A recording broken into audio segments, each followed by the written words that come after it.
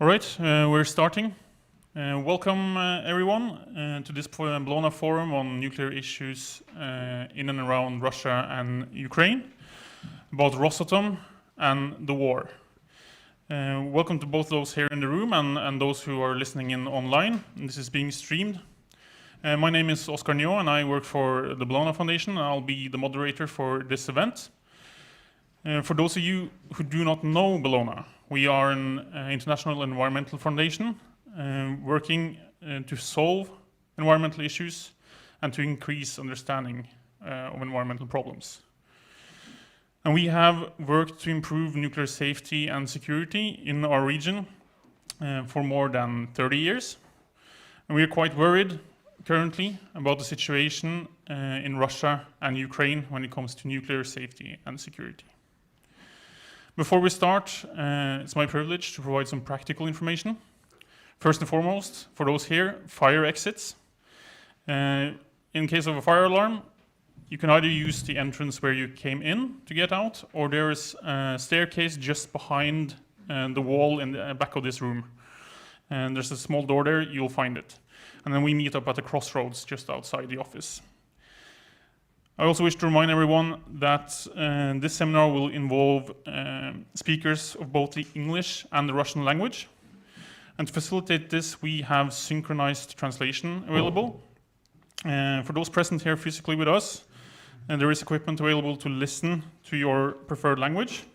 For those listening in on the stream online, there is both an English and a Russian stream available. We also have the possibility to ask questions to our speakers today. For online listeners, please use the chat in the stream on YouTube. And for those present here in the room, we'll do it the old-fashioned way, and you can raise your hand if you have questions. And I will do my best to accommodate these questions during the panel discussion at the end.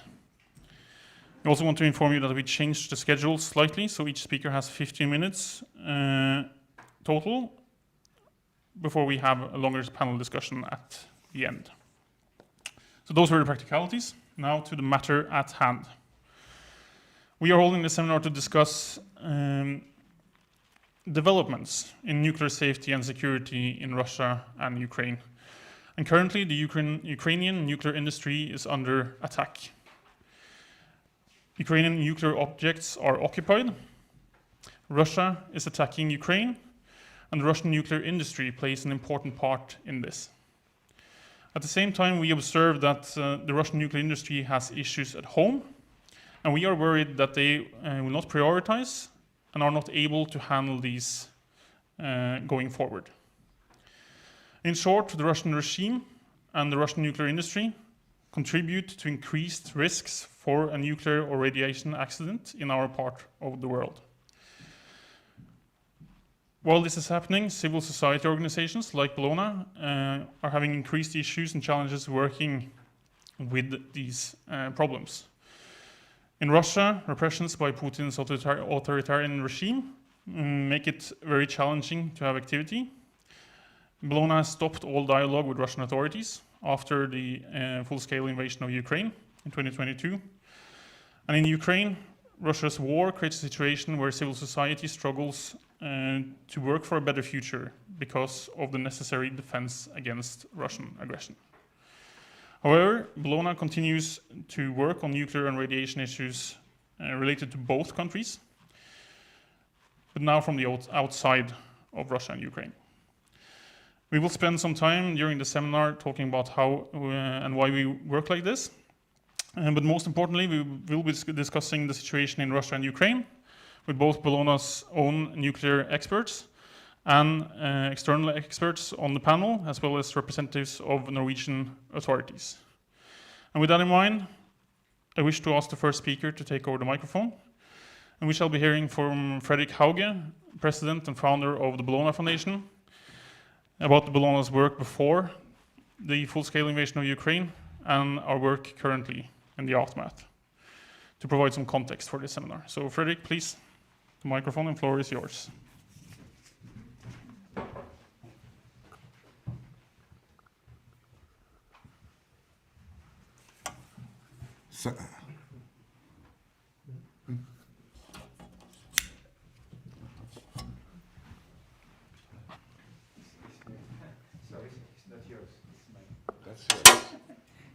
yours is this one. We don't have technology. Is that okay? You hear me? So, thank you, Oskar. And I think for me today it's important to explain the context Bellona operates in. It's a long time since we saw the possibility to work in that time Soviet Union in '89 when the Berlin Wall fell down. And we had some fantastic years with Glasnost until, I would say, '95, where our office in Murmansk was ransacked. And we went back to the KGB office in Murmansk and ransacked their office to take back the material before they come and took our material out of the office again. And that was in many ways the end of Glasnost. Then we mapped all the nuclear waste in the northwest Russia. We collected rumors, we made reports, and we made a fact-based ground to discuss how to create solutions. It ended up in a huge international cooperation between Norwegian government, US government, Canadian, German, and also Russian government participated in safeguarding and improving the nuclear safety in the north. 50 kilometers from Norway, we have Andrevabbing, where there was 22,000 spent fuel elements. And I think half of them is safeguarded now. And what will happen? 2 years ago, when the war started, the full-scale war started in Ukraine, there was no doubt in Bellona Foundation. We could not work in Russia. It was too dangerous. We have some experience and have been under attack, both with Nikitin case and claims against us as foreign agents, and even we are also trying now to react to legal cases in Russia, but we are out, and it's too risky for us to work. So it's been a transition period, and the people employed in Bellona in Russia had the choice. It was a little bit different tasks they worked on, but some of our core experts wanted to leave Russia and join us in establishing the Bellona Environmental Transparency Center in Vilnius to use our experience and knowledge with the Russian nuclear industry and Rosatom to try to see how could we use that the best way. And today we are going to see some of the results of that work. It's been challenging, but we are still privileged that can continue to work. All the frame for our work in Russia is changed, obviously. So Bellona try to do several things here. We try to use our knowledge base on what we have information about in the north to continue to update information. We try to find new methodologies, new ways to work, and to do this. Because in north, there will be probably a lot of, or I think we'll listen more to Thomas Nilsen later today, but there will be a huge geopolitical focus on what's happening in Arctic, with increased military activity, increased vessels with nuclear capacity, with lack of cleanup operation and so on. How are we as a foundation going to work on mapping, monitoring, and finding a way to progress? We have at least worked there since '89, so we don't give up. The other thing we want to do is to use our knowledge in documenting the fact that this is the first time we have a full-scale war with full-scale nuclear installations in Ukraine. And Rosatom has a very central role in this. At the same time, Rosatom is a huge part of the global nuclear industry, as we will learn more about today. And we want to follow these guys. We have quite a good knowledge through all these years in how they operate and who they are. And anything we can contribute to document and work with and create facts around their activity, increasing the nuclear risk in Ukraine, is our purpose. There is a need to revise, for example, international law on war crime based on the experience from a first-time full-scale war with full-scale nuclear installations. And there is a long-term task to safeguard these huge nuclear installations. Bellona has been active in Ukraine before. We worked with, very much with CCS, and we have used our nuclear experience to progress. And I must say I'm quite proud of where we are today and that we are going to present this report today. We're not going to use the big scandal words.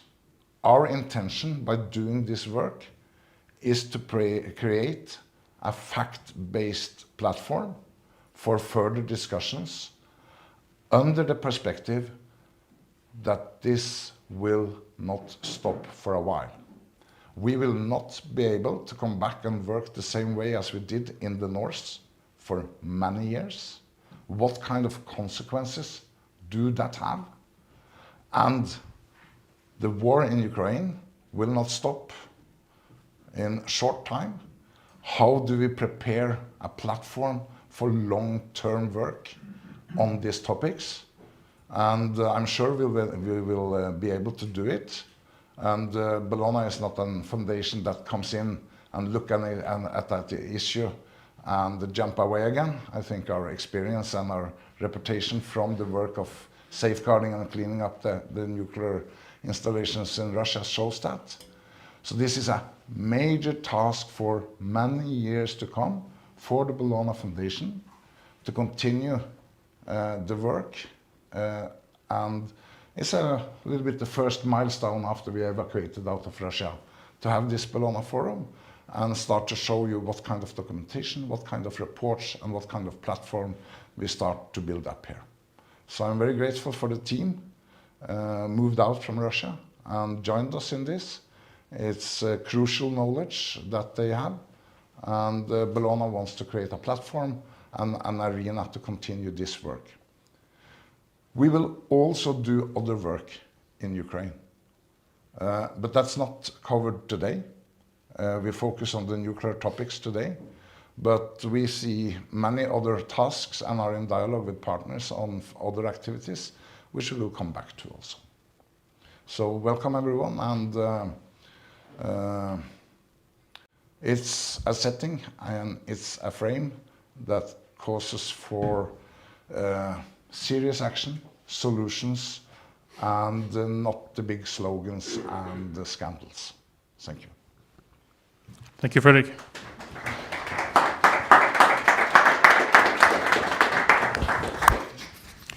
Thank you very much, Frederic. I now wish to invite the next speaker to the stage, Alexander Nikitin, also from the Bellona Foundation. The floor is yours.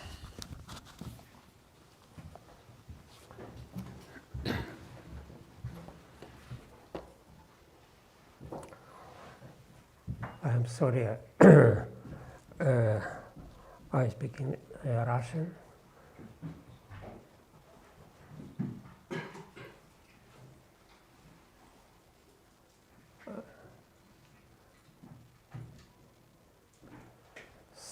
So, большое спасибо, что вам интересно наше мероприятие. Thank you very much for your interest for our event and for the activities of Bellona. Я буду говорить об атомном проекте Беллоны. I'm going to present the Bellona nuclear project today. Is this the clicker to switch the slides? Okay, yeah, thank you. Today I would like to start with the following. The nuclear project of Bellona will get 30 years old this year. So since 30 years we deal with the nuclear topics. Here you see 3 young persons sitting at the table, even 4, and 2 of them are sitting here today, and you even can recognize them because they объявили о том, didn't change much что since that time. Bellona пришла в Россию и on this picture from 1994, you can see them stating that Bellona has come to Russia and has started its nuclear project.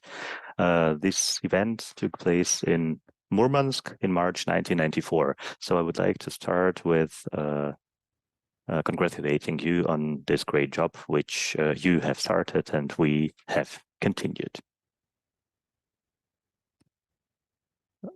When working in Russia, Bellona has two strategic aims.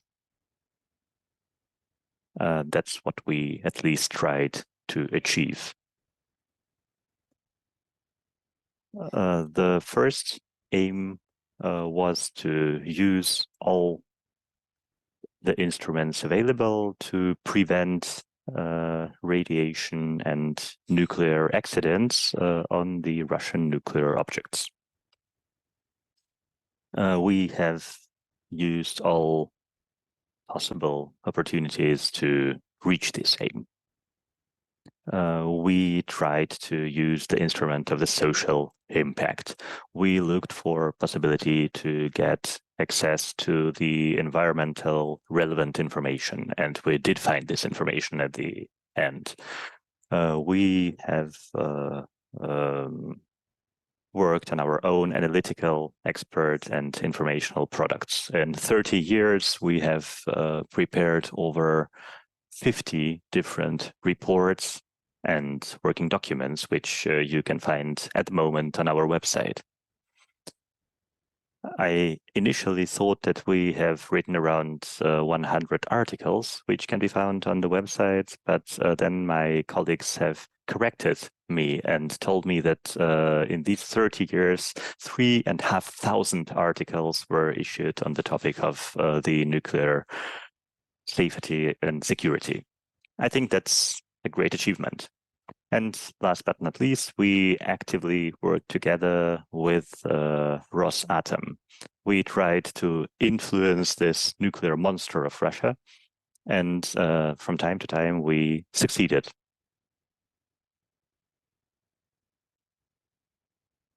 We led the Commission on Environmental Politics of Rosatom. We were able to contact the leaders of Rosatom and could consult them on different topics.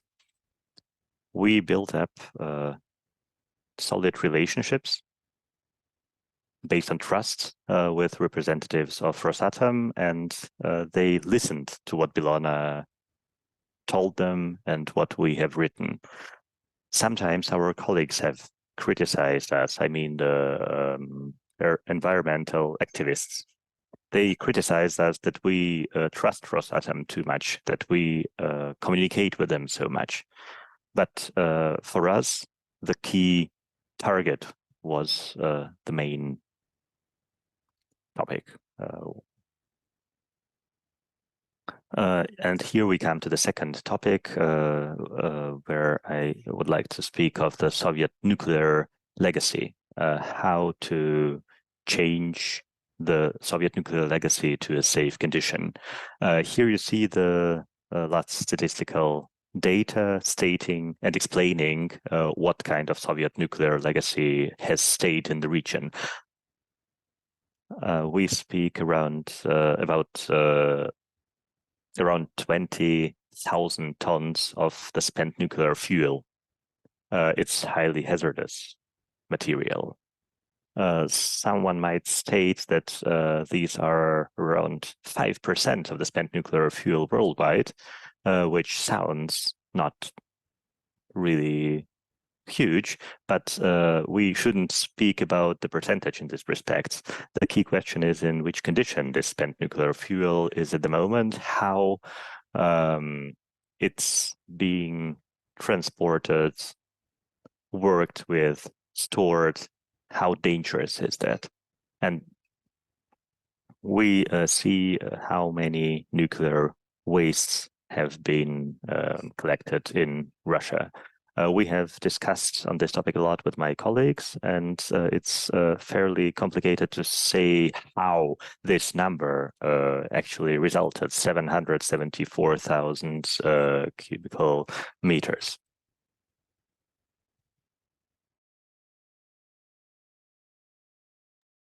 But I have to say that this seems to be an actual number. We have also paid a lot of attention to what we have in the Arctic. How many sunken objects can be found there, and we tried to eliminate them and to make them secure. 32,000 units were identified as the ones that got sunken in the waters of the Arctic. And until the last moment, we did everything in our power to retrieve those most hazardous items. Recently, we have prepared an overview of the status of the nuclear legacy in the Arctic today. I'm not going to talk in too much detail about this particular overview, because we have a plan to organize an ad hoc event for this overview. We wanted to invite experts and discuss what is it that we actually have on nuclear facilities in the Arctic and what can be done in the future, or maybe we shouldn't do anything. Let me only give you the conclusions of this report. According to Bellona, the sunken objects that are currently found in the Arctic will not be raised in the near future.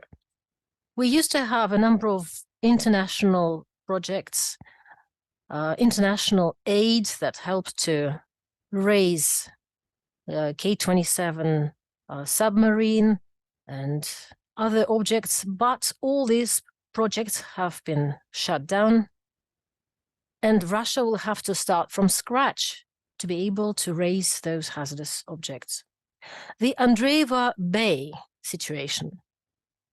Our main conclusion is that the most hazardous work is still ahead of us. I'm talking here about the retrieval of the nuclear spent fuel from the 2B and 3A units. Those were the units that were broken, that still have spent nuclear fuel, and it is very difficult to retrieve spent nuclear fuel from those units. Building number 5 is the old storage facility. In the near future, there will be no work surrounding this building because there's no concept of how this building can be decommissioned. We also heard promises that the Andreeva Bay will become a brownfield, but we believe that in the next 10 years, we will not see any brownfield in the area. The same is true for other facilities, Cider Bay, Gremlika. The Gremlika area will wait for the new developments. The Cider Bay seem to be the most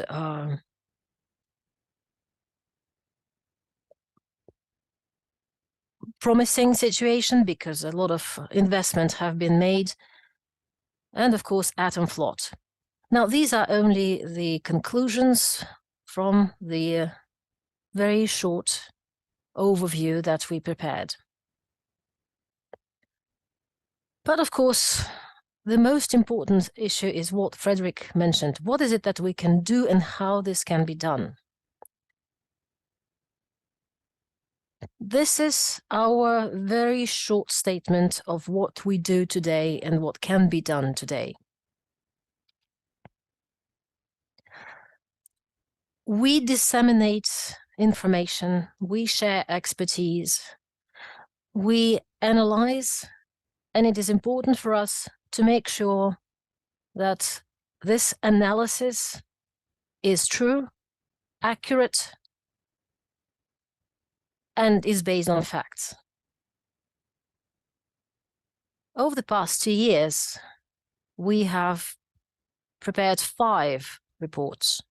In fact, 6, if that includes working documents. This is what we do today.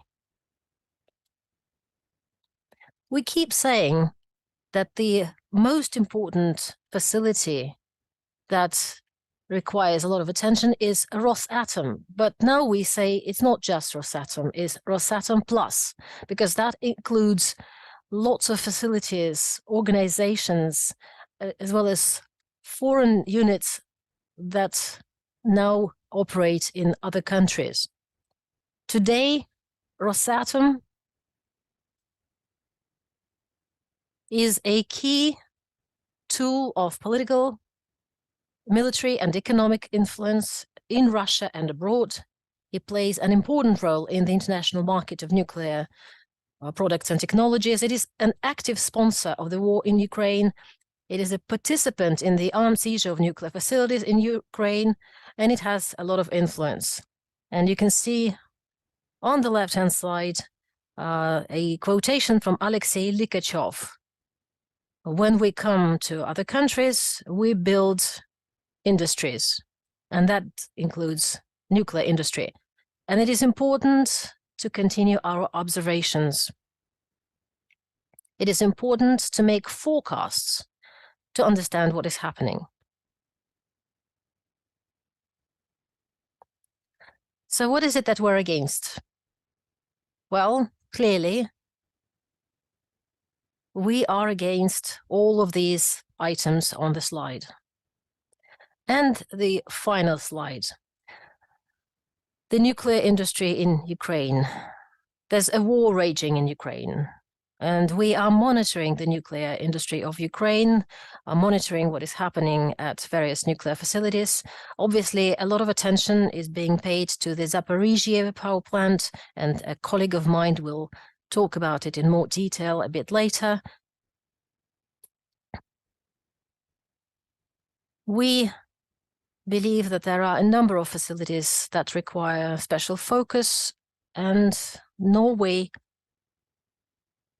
also has an interest in all those facilities.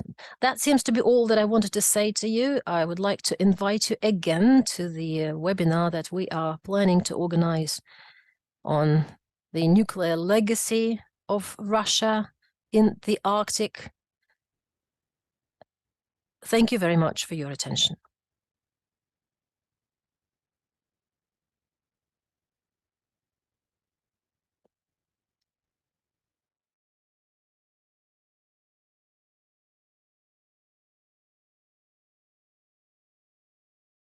Independent Barnes Observer. Thomas, please, the stage is yours.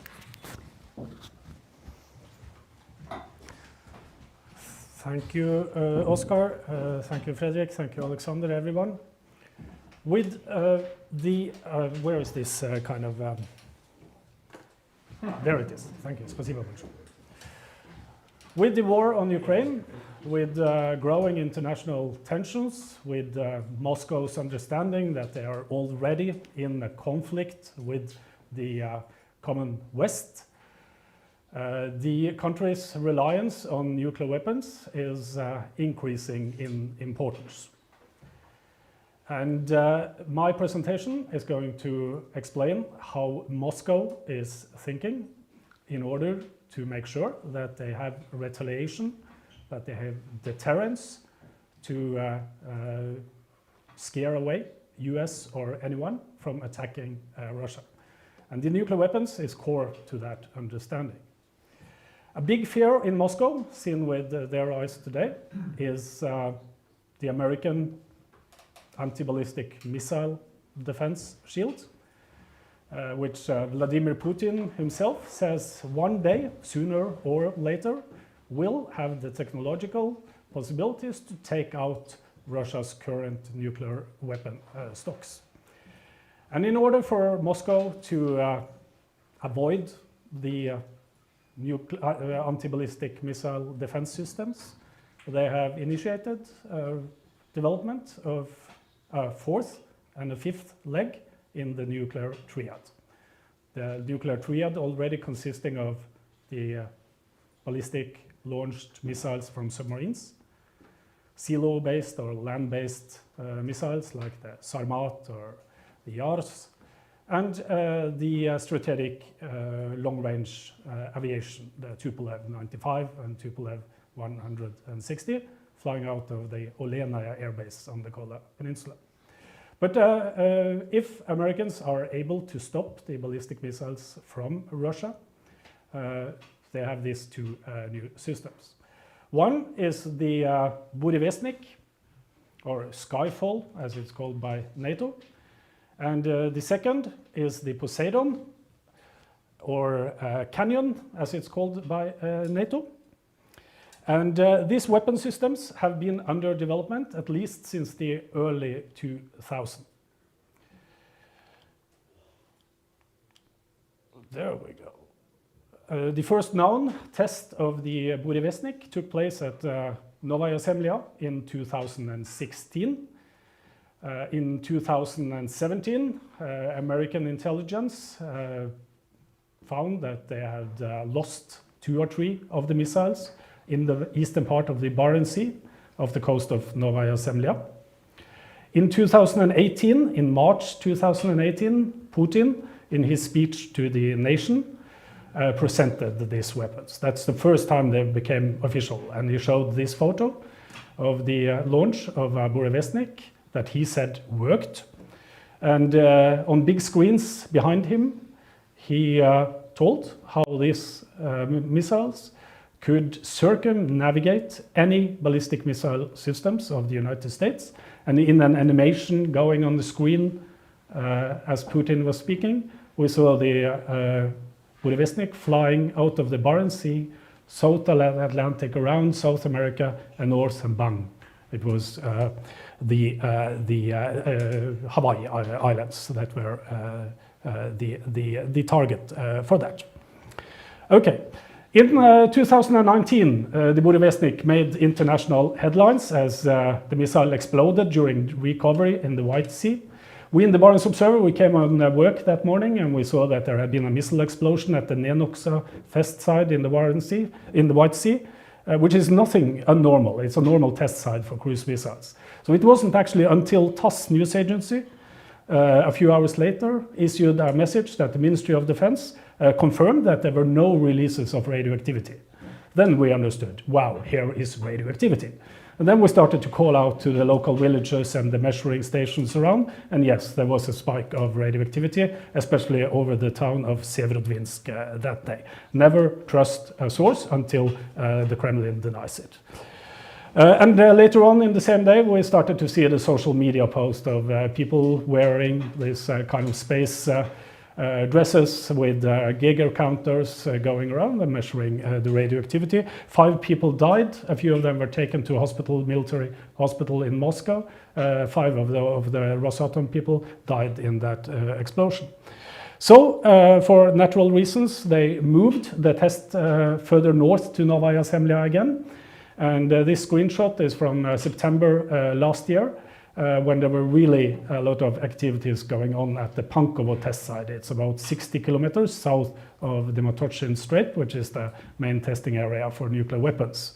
The subcritical test and the former real nuclear test. And we could see a lot of activities happening there. In October last year, Putin is again out and confirming in his speech at Valdai that this weapon works. They have tested it and it confirmed to work. We haven't seen any other confirmation that this is true, but that is the words of Putin. I'm trying to put myself into understanding of those engineers working in Rosatom to have this weapon to work. When your commander-in-chief, the dictator himself, tells the entire world that this weapon system works, and you sit there and you are an engineer and you know that it doesn't work. We are lacking some few chips or some navigation systems and so on. What do you do then? Do you call Putin and say, hey, it doesn't work? No, you don't do that. Jail next or whatever. What you do is that you test it. You take higher risk. And that is the phase we are into now. And that is why we should be worried for us living up in the north. The other weapon system under development is what during the Cold War, the end of the 1980s, were known as the dead hands. The Soviet Union's ability to retaliate an American strike after exchange of nuclear weapons, after the entire Russia is taken out. Russia want to have one final possibility to retaliate against the United States.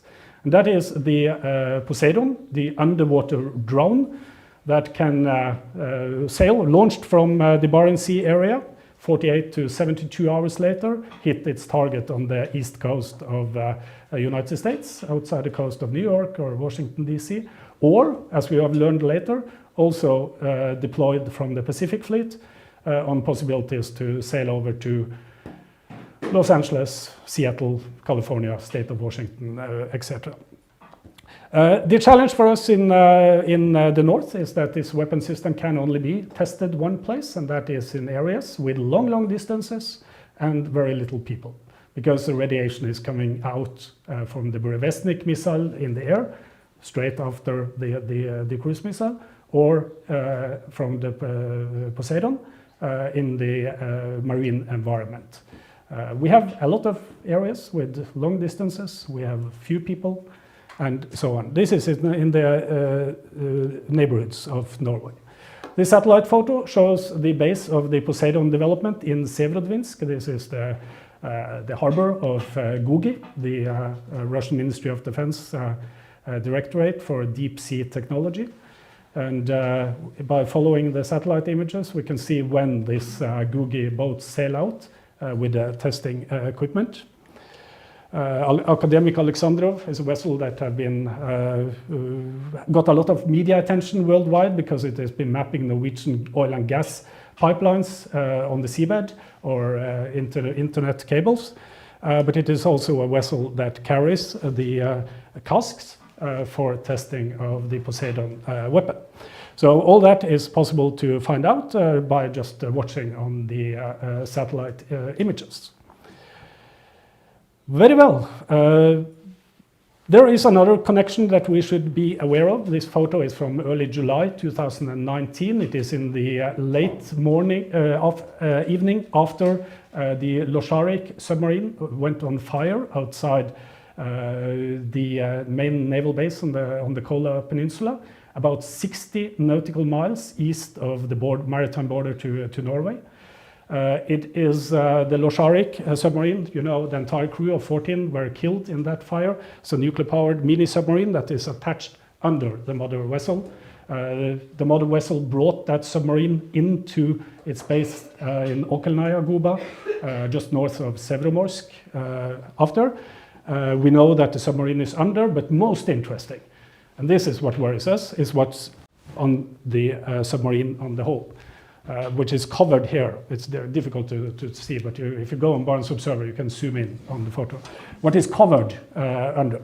And this is most likely the reactor that they were testing on the subsea in the Motovsky Fjord, just east of Grense Jakobselv in Norway, when the submarine were working on the seabed.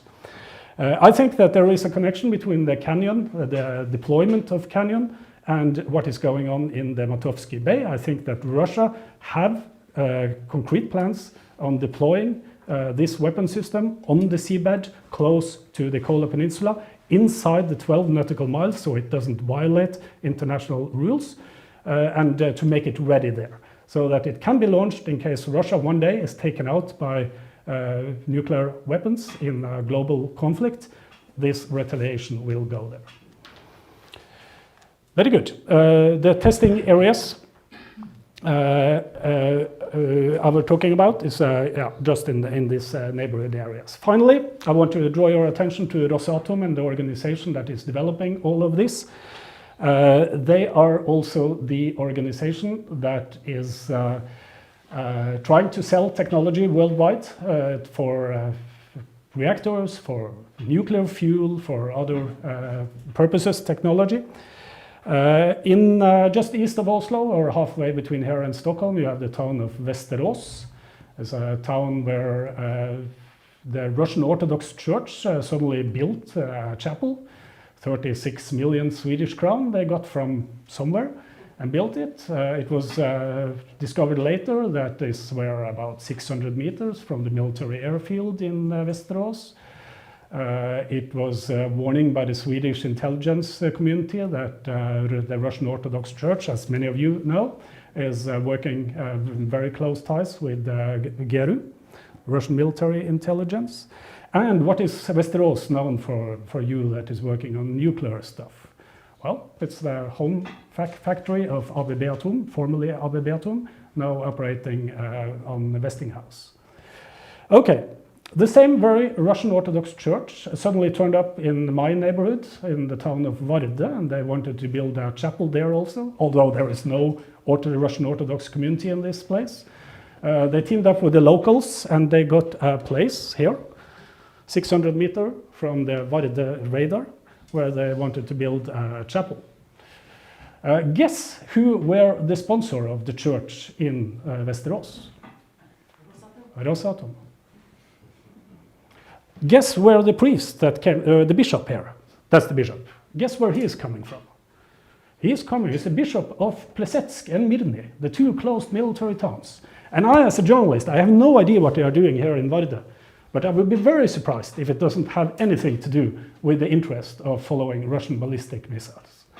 So you see how it is. I don't know how the locals worked up with that. Finally, my last 30 seconds, I want to draw your attention to the leakages that came in the media in the United States last week from the Congress that the US is warning that Russia is now deploying nuclear weapons in space to take out American satellites, spy satellites or others. Well, ladies and gentlemen, where are the launch pad for Russia's spy satellites? And where will be the interest of Russia to take out American satellites? Well, it's the Arctic. That's the main place where the Americans are following Russian technology and launch areas for nuclear weapons. Shooting a launch from Plesetsk, it's flying straight over the Kap Kanin area and the Barents Sea, and then further north to Svalbard area and up in space. So it's all about nuclear weapons, what we are into now when we are talking nuclear safety. Thank you very much for your attention. Yes?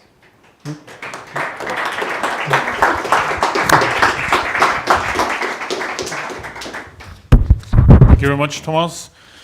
I'll now want to invite our Dmitry Gorchakov, nuclear expert with the Bellona Foundation, to the stage. Dmitry, the floor is yours. Thank you. Hello, everybody. Thank you for your attending this event. Where is my presentation? Okay, thank you. I'd like to briefly discuss two important aspects of our nuclear project, as Alexander mentioned earlier. Firstly, we are keeping a close eye on nuclear risk in Ukraine, of course. And secondly, we are closely monitoring Rosatom's global nuclear activities and its role in the international nuclear market. The Russian Nuclear State Corporation is significantly involved in the ongoing war. One of the most critical situations it's involved in is the occupation of Europe's largest nuclear power plant, the Zaporizhzhia NPP, which was seized in the early weeks of the war. During the 2 years of occupation, the plant has experienced various phases, each presenting its own technical challenges and risks. For the first 6 months of the war, the plant remained under Ukrainian control, and Some of its units even continue to generate electricity for Ukraine. However, since August 2022, the plant has been subjected to a frequent challenge, escalating the risk of a major nuclear accident. The station has experienced complete loss of external power supplies for 8 times. Since last summer, it also has lost its water supply source, the Kakhovka reservoir. Since September 2022, all reactors at the plant have been shut down. This significantly reduced the risk of the scale of a potential major accident. However, the risk of a major radiational incident, or at least a local accident, persists.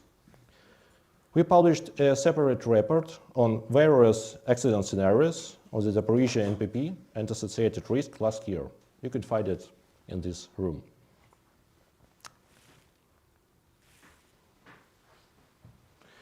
In September 2022, the EIA mission, led by Director General Rafael Grossi, visited the station for the first time. Since then, inspectors have been stationed in the facility constantly, with rotations approximately once a month. Rafael Grossi himself has visited the station for 4 times. This mission serves as a significant deterrent and provides the most objective information source about events at the station. However, their ability to inspect the facility is significantly restricted. For instance, on this slide, which was published in our recent Nuclear Digest, we highlighted locations at the station where EIA inspectors were denied access within just 1 month. It is important to know that throughout their presence at the plant, EIA inspectors face restrictions in their work, including from Rosatom.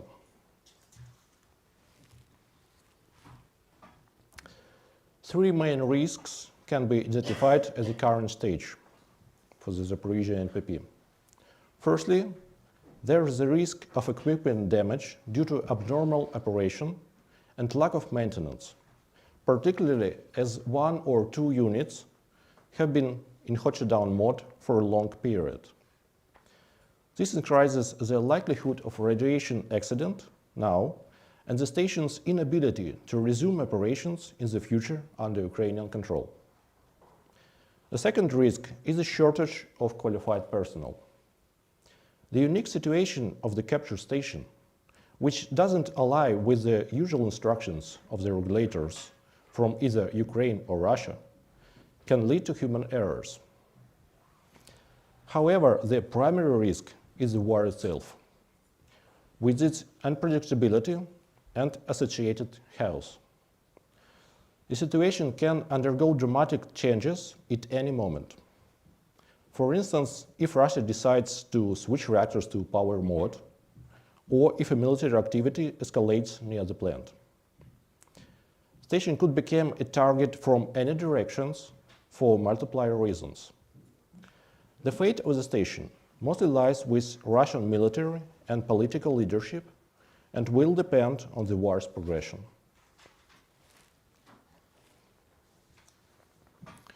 Rosatom on the Zaporizhzhia NPP is responsible for equipment operation, personnel management, and interactions with EIA mission. However, significant problems exist in all these areas. Rosatom's experts have been present at the facility since the first day of the occupation. In October 2022, Putin officially entrusted the management of the station to Rosatom subsidiary. Nevertheless, Rosatom appears to be discreet about these matters. For instance, the station is barely mentioned in Rosatom annual report of this picture. And the head of Rosatom has never visited the station throughout the war. This may be due to his active representation of Rosatom on the international stage and a desire to avoid association with the events at the station. However, 2 weeks ago, the head of Rosenergatom, the energy division of Rosatom, visited the station for the first time. He met Rafael Grossi there, and this may indicate a new stage of closer integration of the station into Rosatom. Now let's discuss Russia's international activities, which we closely monitor. Rosatom continues to be a prominent player in the global nuclear technology market. Rosatom is the largest constructor of nuclear power plants worldwide. 1/3 of all nuclear power plant units currently under construction in the world are either built by Rosatom or according to its design. Major construction projects are predominantly outside Western countries. The Western nuclear industry mainly relies on Rosatom in the nuclear fuel sector, purchasing uranium and services for its conversion and enrichment. Moreover, nuclear exports to the West are relatively modest compared to other Russian exports, amounting to around $2 or $3 billion annually. Swiftly changing suppliers in the nuclear industry is often challenging. This explains the lack of substantial sanctions on Rosatom, as the sanctions imposed have had minimal impact on the corporation's primary foreign projects. The most significant potential sanction currently under discussion involves prohibiting the import of Russian enriched uranium into the United States. This measure was approved by the House of Representatives a couple of months ago. If enforced, it would represent a historic shift for one of the largest and long-standing consumers of Russian enriched uranium. But even without official sanctions in place, numerous companies have opted to change suppliers over the past 2 years during the war. The market has already anticipated the directions things are heading, both from governmental and consumer perspectives. In the uranium enrichment market, where Russia holds the largest share of over 35%, significant changes are in progress. Rosatom's primary European competitors in this sector, companies Urenco and Orano, have outlined substantial capacity expansion plans for 2023. If these plans materialize, the EU and United States could potentially replace at least 2/3 of the enriched uranium supply from Russia within the next 5 or 6 years.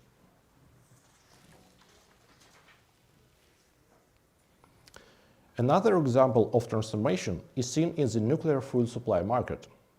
5 EU countries still rely on Russian nuclear fuel for 90 of their Soviet-designed VVER reactors. You can see it on this map. This is the Czech Republic, Slovakia, Bulgaria, Hungary, and Finland. Most of these countries have decided to switch suppliers and have even signed new contracts over the past 2 years. While this transition will take years, the first shipment of Westinghouse fuel are expected to be loaded in Czech Republic and Bulgaria this year, replacing Russian fuel.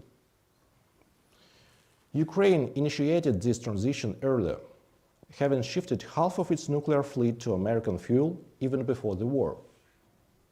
However, this process spanned over 10 years. Based on already signed contracts and announced intentions, by 2030, Russia could lose fuel supplies for approximately 10 reactors with a total capacity of 7 gigawatts, constituting almost 60 of the current nuclear fuel supply to EU countries. Since the collapse of the Soviet Union, Russia has already experienced reduced fuel supplies to European countries, as several Eastern European countries shut down some of Soviet-designed reactors to join the EU. Nonetheless, the ongoing changes due to the conflict in Ukraine represent one of the most substantial and rapid transformation in the history of the nuclear fuel supply market. But during the same period, around 2030, Rosatom can potentially offset the lost supplies to Europe by providing new facilities in China, India, Turkey and Bangladesh. The fuel supplies to these units will surpass all current supplies to Europe. So, while the current market changes may have minimal impact on Russia's ability to fund the war, they are aimed at reducing Western countries' reliance on Rosatom. This shift may not be easy, quick or cost-effective, but it is strategically less risky. Most importantly, it's morally and politically justified, particularly as long as Russia and its political regime pose a threat to the global stability. Thank you very much.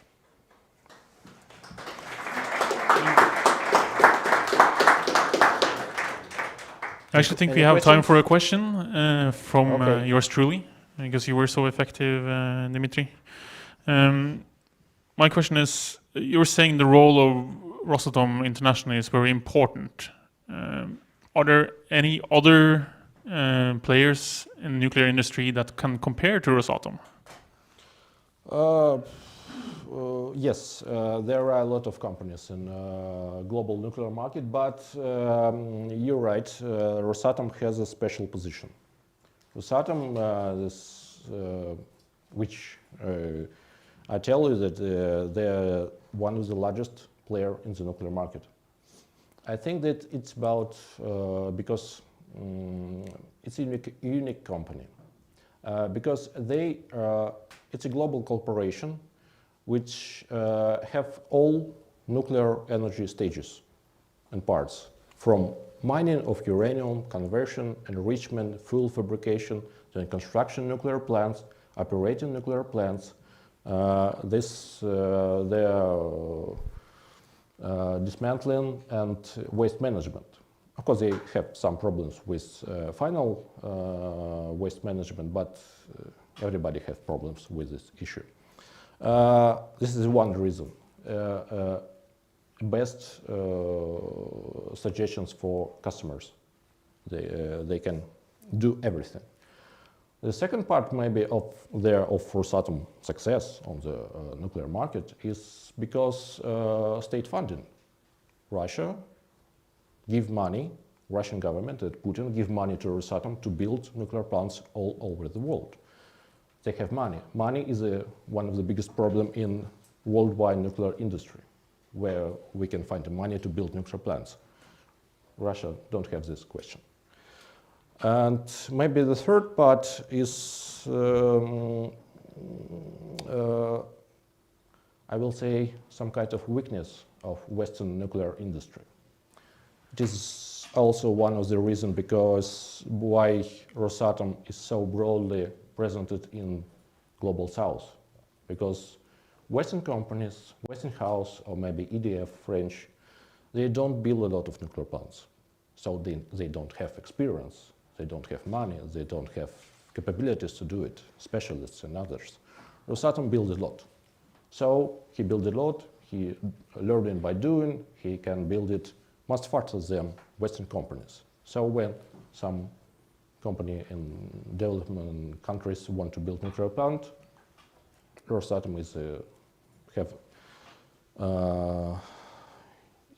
for them it can be much better than Westinghouse or EDF, which don't have a lot of stories of success of building nuclear plants. So this is a short answer to the question. Thank you very much.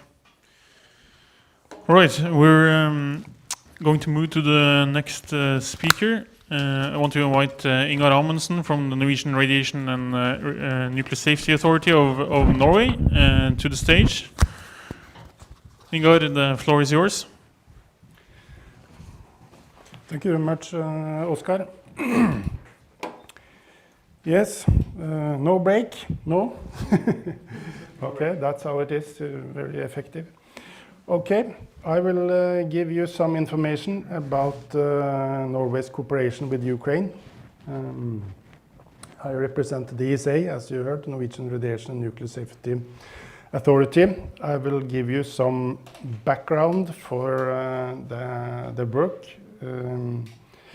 we are doing, and also some details about threats, how we look at the situation in Ukraine, who we cooperate with, and also some of the international efforts in this regard.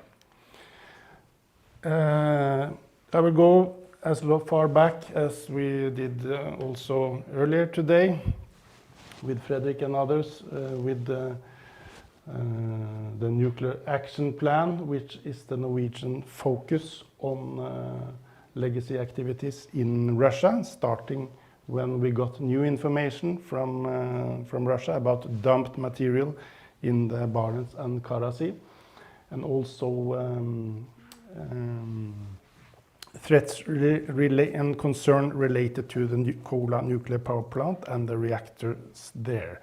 It was, of course, very much focused on Russia in the first years. After a while, it was also focused on Ukraine, and we have some activities in Central Asia. This nuclear action plan is administered by the Ministry of Foreign Affairs in Norway. They have the strategies, revising it. They're giving the funds for this plan. In 2013, DSA, we wasn't called DSA that time, but we received the obligations of running that nuclear action plan, administering the plan. And in that regard, we have had a lot of communication, cooperation with all actors involved in this work, of course, including Bellona and the important work you have been doing. I will not talk much about Russia at all in this, but just one sentence is that a lot of activities, a lot of threats are addressed. I would just say that there are still threats remaining in Northwest Russia, but the threats from the legacy activity in Russia is reduced. And that is because much of this material, not all, but much of it has been taken care of in these 25 years after the plan started. After the full-scale invasion of Ukraine, Norwegian government started the Nilsen program, which is a very large effort on military and civilian aid. A 5-year program, close to 7 billion euros, half military, half humanitarian, civilian. Nuclear safety and nuclear security is one part of that. And that also means that the activities and the funding in this activity have increased quite much. A new white paper on this Nilsen program was just released. There's also going on work to make a new white paper regarding international nuclear safety and security in changing Europe, which I think is the right English pronunciation of that. That is due to be released in the autumn period this year, which will give more detail on the plan. This nuclear action plan has been revised several times, and will now also go on a new revision. Ukraine threats. The situation is very difficult. It's very new. It was no one who could predict this. It's the first time there's a war in a country which have operating nuclear power plants. We also see that the regulations and recommendations regarding nuclear safety and security is not made for these conditions at all.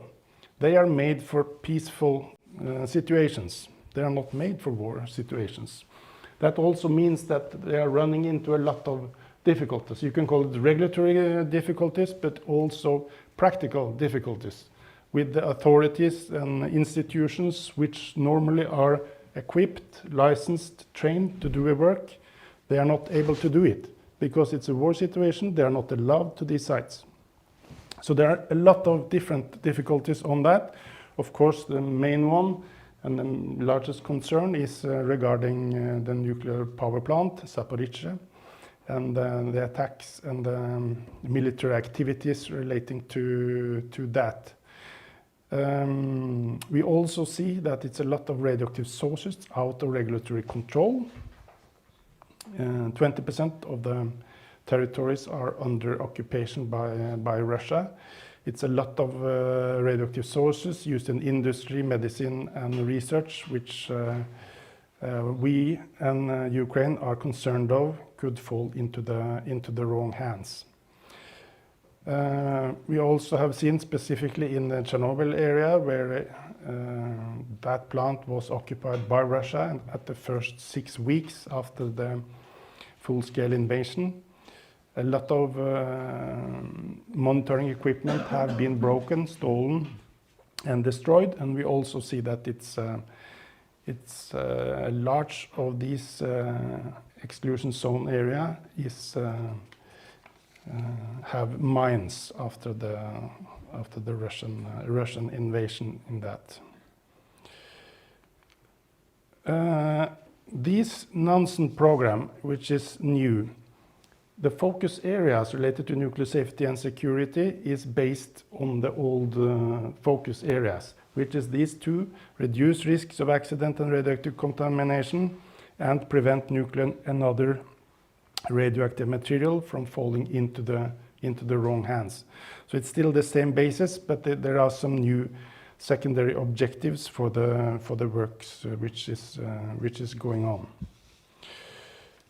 I will also say regarding the situation in Ukraine, we see that there's also other threats regarding to the human factors. For instance, at the Zaporizhzhia nuclear power plant, it's very important that people running power plant are fit for fight, that they are ready for circumstances which may occur. We know that the situation at Zaporizhzhia is very difficult. It's difficult to understand how the Ukrainian operators actually are able to do the work. They are working under Russian control, and they do not have the contact with the regulatory authorities, which should be in place.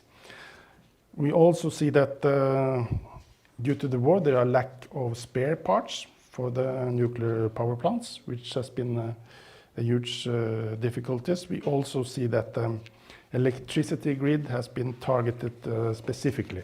So there are a number of threats which is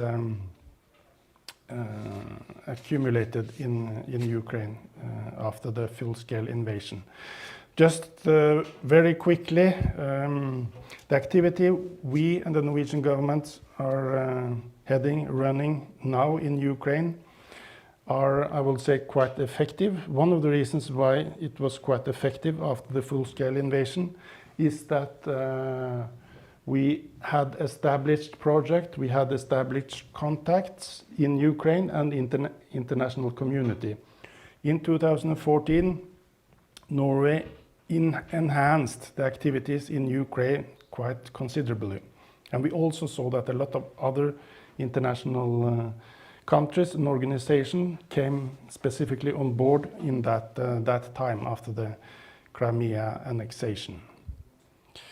So that was the reason why we were able to act so quickly after the full-scale invasion in February 2022. The Nansen program, I will also mention that last year it was allocated 250 million Norwegian crowns to that work. 150 million goes not to, unfortunately, but through DSA. That's a little bit different for running this nuclear action plan and the Nansen program. 100 million of these 250 is allocated from MFA to IAEA and to their work to be present in Ukraine, and also related to equipments and needs they have and the Ukrainians have, which these missions are getting knowledge about. DSA are following up that funding with the IAEA and also to cooperate that and to look into that according to what we do in our own program. Zaporizhzhia, time is going very quick. Zaporizhzhia, yes, you can say shortly it's three things we have been concerned of and are concerned of about Zaporizhzhia. One is a direct hit of the reactors or the fuel ponds itself. The second is that whether it's possible to destroy infrastructure, water and electricity, which may later, after some time, cause disaster and releases of radioactivity. And the third part is what I mentioned about the human factors, which is important for doing the work. Already in March, we were able, and also together with some of our project leaders, to deliver equipment to Ukraine, March 2022. We saw that it was a lot of requests coming from many different actors, authorities in Ukraine, which we tried to respond to. We have activities related to the nuclear power plants, delivering spare parts for a maintenance program, also on radio communication, which was very important in the first phase. And training and education is also one issue. We have specifically good cooperation with Rivne, but also with some others. Chernobyl is an other area where we have activities in, and where we also cooperate with our Nordic partners, specifically relating to the monitoring equipment and to get control and information about the radiation levels, and to build up laboratory which was broken and destroyed. And we are also heavily engaged in EBRD, this European Development Bank, which have large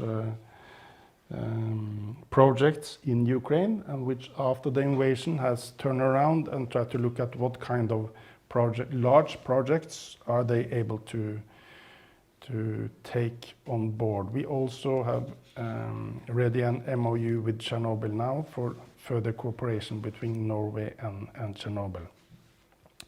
SNRU is our sister organization. We have for quite a long time have a very good collaboration with them on radiation monitoring and survey and on legislation issues. That is very, very important. They really have difficulties in this wartime with following up and with doing their activities.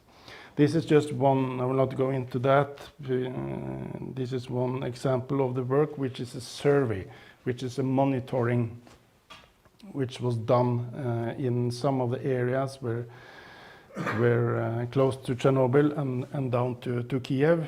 We see that there's need of information to the public, and they are concerned about potential contamination. By doing these kinds of surveys, it's possible to give information to the public, which is important. State Border Guard is the authority focusing preventing nuclear and radioactive materials from falling into the wrong hands at the borders. We have had quite good contact with them relating to supporting them with necessary equipment to do their work and monitoring activities and these generators as well, which has been really needed in a difficult situation. I've now talked a lot about Norway. We are not the only one, as I mentioned, 2014, but specifically after 2022, a lot of other international actors and organizations want to do work in Ukraine. And the point now is not that the money is lacking. The point is, how are you making best use of the funds and the money? This was also a reason why we created together with our US colleague an international cooperation fora, information sharing initiative, with the first meeting in 2016, which has been running all the way since then, and more active after the full-scale invasion. And the good thing with that fora is that it compromises all the authorities in Ukraine, all the necessary actors in Ukraine, together with all the donors and all the international partners, including IAEA. And just I would have to stop. IAEA is doing a very important work, that's for sure. They are at all the nuclear facilities in Ukraine. It's very important to get information about what they are doing and what the obstacles are.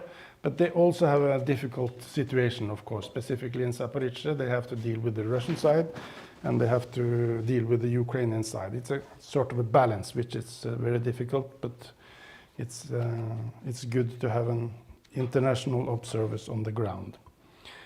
Yes, I'll stop there. Thank you.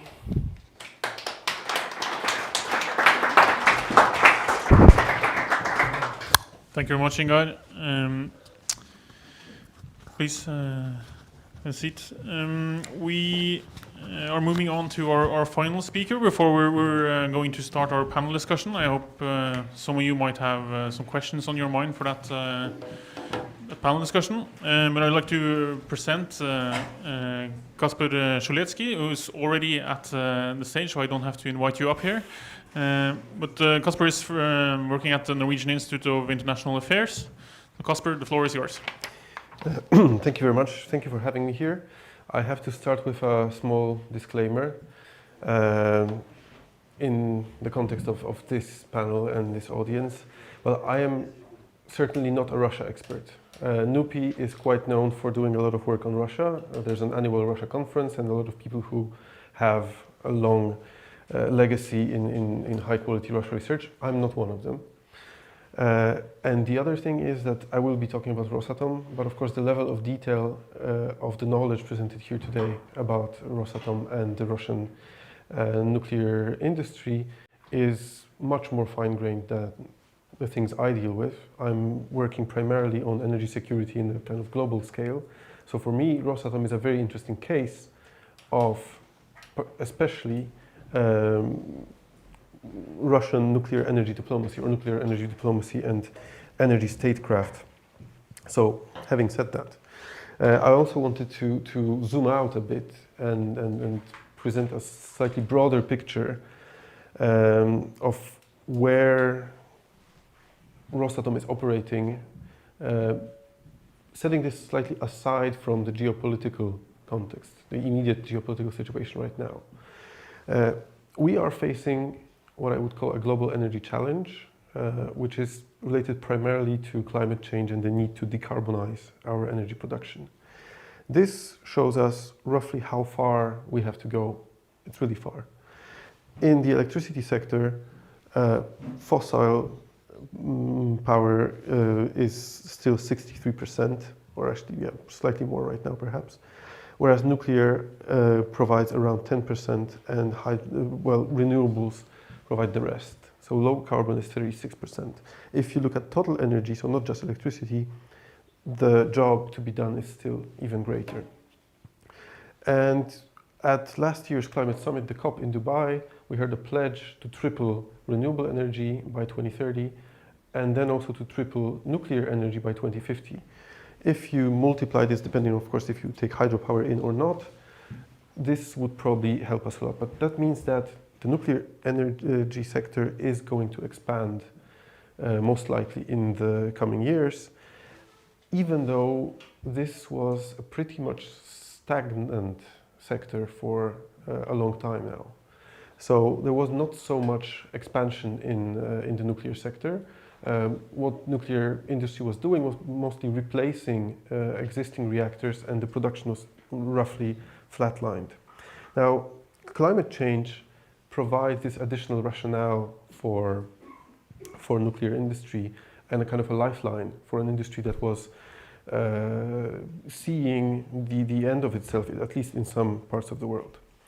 It may also be an option for some countries, especially those that do have export capacity in this area, to maintain their position, and not just in economic terms, but also in terms of, well, their soft power and the reputation. And this is how we arrived at this study of Rosatom. So what I will be presenting today is roughly based on an article we published almost exactly last year to the day in Nature Energy. That was linked to a project which was called, Is This Russia's Kodak Moment? Now, for you who are not familiar with this expression, Kodak Moment, in marketing studies, Kodak is given as an example of an incumbent that didn't understand that change was coming. So Kodak was the film producing company that in the early 2000s decided that digital cameras are not a thing. They will never become really popular, and people will still take photos like they used to for decades. And we were wondering if Russia is going through a similar moment in the sense that it's so reliant on its massive fossil fuel incomes that it's not able to imagine a decarbonizing world, that it's not able to imagine change. And as one of the sectors that we were looking at, we were wondering whether nuclear might be this possible area of expansion for the Russian authorities, whether they identified or not. However, things changed on the 24th of February 2022. So the way we framed our project back then simply began to seem irrelevant in the context of the full-scale war in Ukraine. So we kind of reframed this, and we started to look at Rosatom not just as a kind of a business opportunity for the Russian energy sector, but more as a tool for geopolitical and geoeconomic pressure. And yeah, so this is where this came from. As I won't repeat that because that was said already, Rosatom is really a major player on the global stage. What is significant is that unlike its Western counterparts, it was really immune to external shocks, such as the Fukushima disaster, and also immune to the actions of the Russian state. So the 2014 annexation of Crimea and the war in Eastern Ukraine did not really have an impact on Rosatom's global activity. The clients that Rosatom was working with didn't seem to really care about those events, and it was still able to procure new contracts, build new relationships, sign new memorandum of agreement.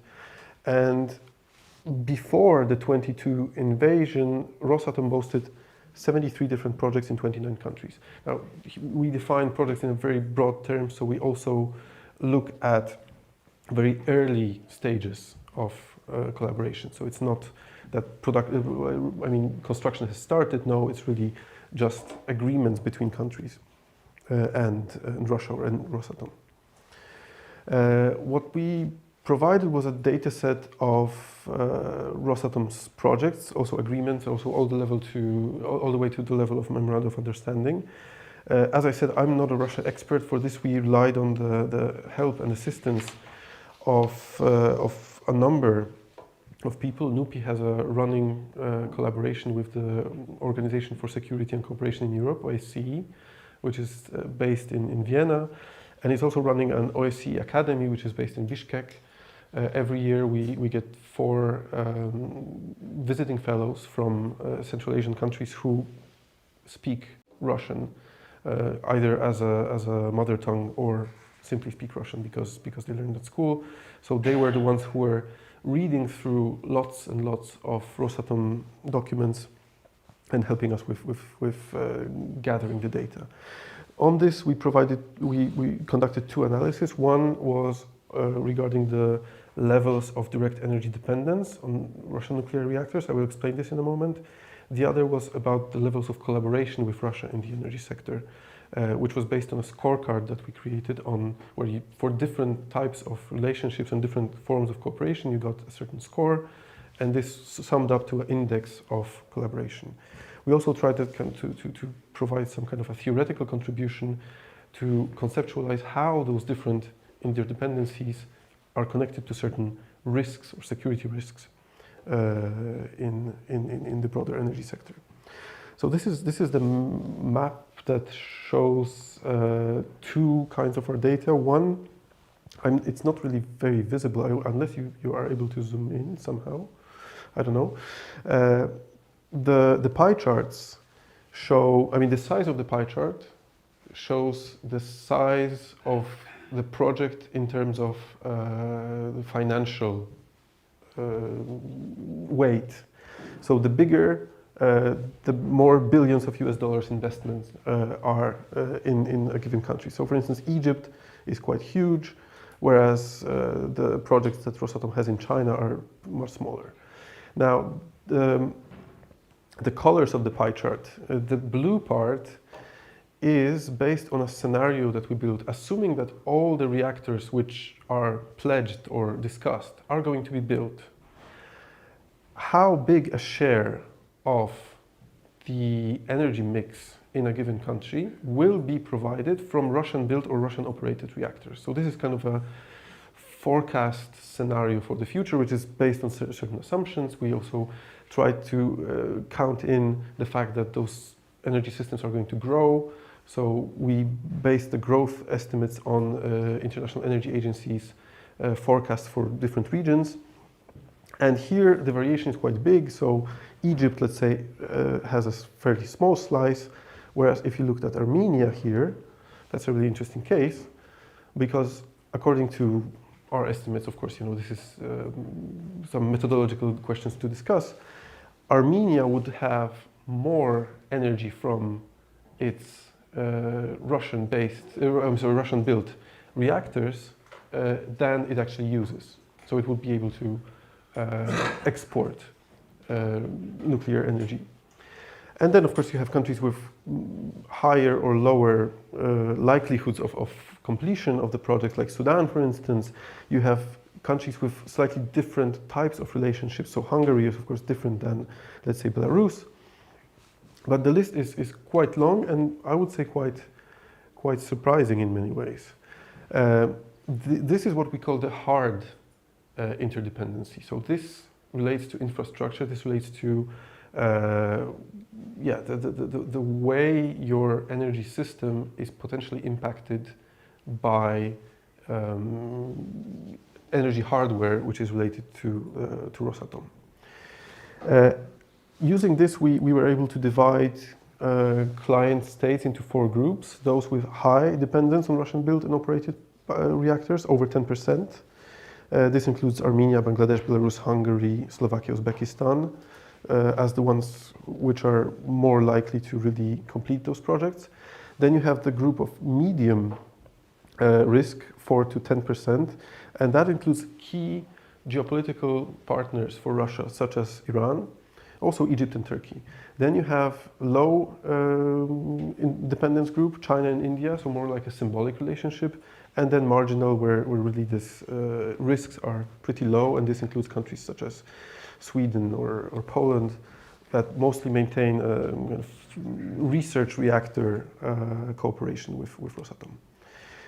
Now, level of cooperation is something different. That's the second level of analysis, and this also shows you how present Rosatom is globally, because this also includes things like training programs, exchange of students, research reactors, a lot of very, very low-key kinds of relationships, which allow Rosatom to maintain a global presence, kind of riding still the wave of the reputation that the Soviet Union, as this kind of country that managed to develop from a fairly low level to a very high level of a global superpower, had in the developing world, where it still maintains a lot of that reputation. So Russia kind of managed to keep that.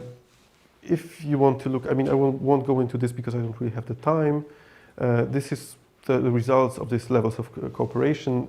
Still, for instance, Iran has a very high level in Belarus. This is not surprising at all.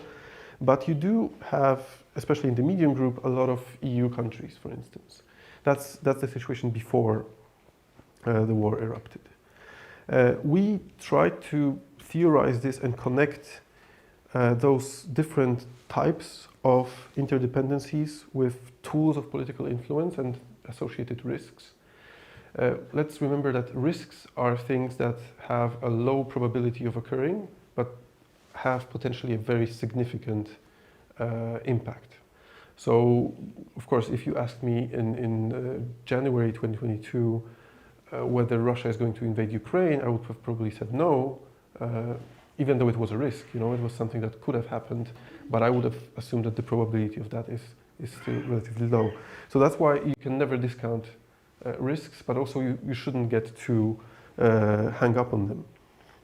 Again, I will not probably spend more time on this because I understand I have to wrap up. So just to finish, the question we asked was whether Rosatom's activity is what can be called a nuclear energy weapon. We talk about an energy weapon in the gas sector, on the way Russia uses pipeline gas to pressure its client states, or whether it's simply a projection of soft power or a way of doing energy diplomacy. And our answer is that this is not either or, it's more like a continuum. That in some cases Russia actually possesses this kind of hard, weaponized form of pressure. On the other hand, a lot of what Rosatom is doing is trying to build economic relations with a lot of countries across the world. The really big question here is how non-European, non-Western states are going to behave further on as the war wages on. So far what we've seen is that while EU countries have been generally ceasing their collaboration with Rosatom, non-Western countries were not. So the partnerships were maintained, and it was really, again, not leaving a dent in this relationship. Let's just keep in mind, of course, that the nuclear sector compared to oil and gas sectors is not a big source of revenue for the Russian state. It is significant, it shouldn't be discounted, but it's still not what keeps the Russian state running.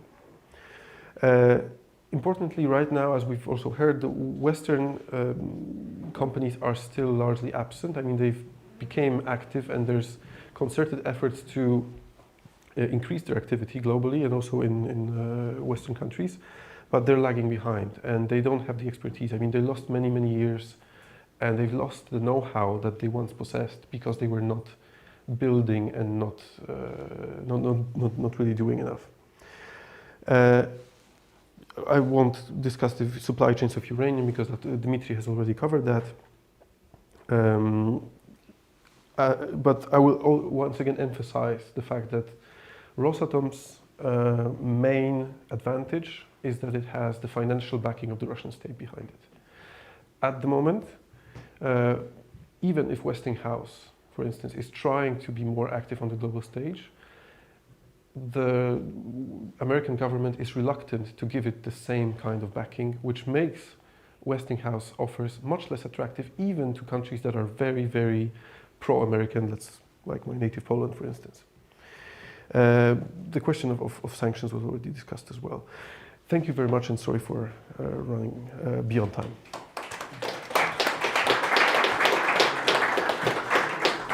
Thank you very much, Kacper. We're now moving on to the panel discussion. So we'll be getting some chairs here up on stage.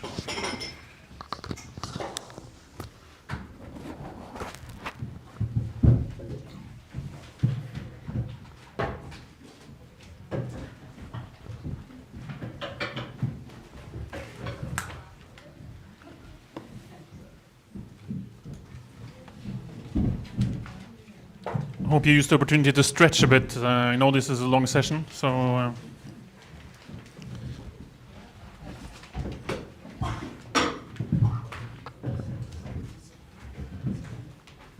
if we can ask our speakers to please take a seat here at the panel. Then we'll start asking whether there are any questions from our audience. So please, everyone.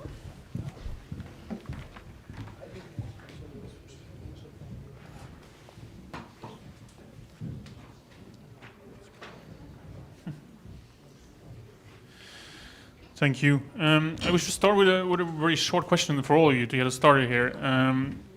we're talking about Russia's aggression towards Ukraine and about Putin's regime effectively blocking cooperation on nuclear safety and security with Russia. But it's possible to work to try and support Ukraine and nuclear safety and security in Ukraine. Europe, that's the best way Norway can contribute.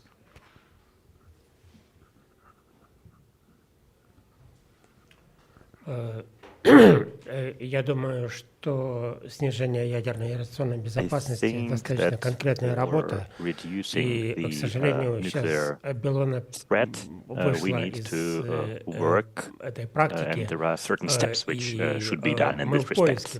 These are clear steps. Unfortunately, we cannot work as we have worked before, and right now Bellona is looking for new ways to guarantee the nuclear safety and security as we did during the last 30 years. I don't have a direct answer to your question at the moment. I agree with Alexander. I think that we in Bellona, we can only collect information, analyze information about threats, about possibilities of Russia to ongoing this war, and share this information with those authorities or governments who can make right decisions. Well, I'll probably dodge the question a bit by saying that we have learned a lot on the way the war in Ukraine developed and about the resilience and the vulnerabilities of energy systems, especially if they're based on very large centralized nuclear power stations. So one thing I believe that the Ukrainian side is also now trying to do is to imagine an energy system for after the war, which can be organized slightly differently, which can be more resilient or perhaps less reliant on those centralized power plants that can be knocked out so easily as it turns out. So I think this is something we might assist in. It's helping to make this change happen, of course, after the war. If you talk about how we can impact the situation in Russia, that is Ukraine as well. Ukraine as well, but it's quite different to put it that way. To say Russia first, of course, at the moment we basically have non-contact with Russia. This also means that it's difficult to get information about what's going on and then how to reduce the threats, to put it that way. This is a situation other countries in the Western side also have, and when we deal with our international partners, they always ask us what's happening and so on. So but to try to get as much information as possible in a situation with basically no contact is crucial and is important, and we should try to, and we are trying to find out how to deal with that. But it's a fact that the situation is like this now, and we have to deal with that in a way. Thank you. I want to start with asking if there's any questions in the room here. So please raise your hand if you have any questions, and we'll get you a microphone. We'll also be consulting our online chat for questions. Any hands raised currently? No? And then I'll go with a question from our chat online. This might be a very specific question, actually, but it's from Jegle Rinzevichutje, who's asking how Rosatom has changed, well, not only after the invasion of Ukraine, but after Kirienko, the former head of Rosatom, left Rosatom. Anybody who wishes to comment on that? Alexander? Да, это очень интересный вопрос. И Yes, this мы seems to be a very сегодня interesting буквально question. очень кратко In fact, дискутировали, today как вообще we Росатом had изменился после того, very как brief в discussion about the 2007 году changes in вышел Rosatom новый закон о after a госкорпорации new Росатом. law was passed И on the state corporation of какая Rosatom. динамика изменения We Росатома discussed the dynamics of this change, starting with 2007. And the second stage was when Sergei Kirienko left the company to join the presidential administration. I have witnessed this process, and I joined the public council when Sergei Kirienko was at the helm, and then I left when he was not there. It now has become a much more political structure than before. You may have noticed that Rosatom today is, so to speak, everything for Russia. It's the Arctic